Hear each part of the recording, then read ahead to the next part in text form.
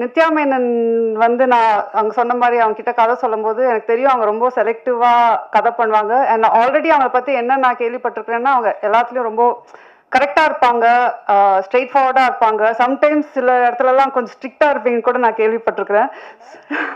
So when I met you நான் அந்த ஒரு இதில் தான் இருந்தேன். ஸோ ஃபஸ்ட் டைம் ஷூட்டிங் போகும்போது அவங்ககிட்ட நம்ம எப்படி பேசுறது, டக்குன்ட்டு ஏதாவது இதாகுமா, ஏதாவது அவங்க கொஞ்சம் ஸ்ட்ரிக்டாக இருப்பாங்களா? ஏன்னா எனக்கு வந்து வேறு I am like exact opposite from till today. Exactly. But அதுதான் வெளியில் ஏன் அப்படி பேர் உங்களுக்கு ஸ்ட்ரிக்ட் ஆஃபீஸர்ன்ட்டு இருக்குன்னு தெரில.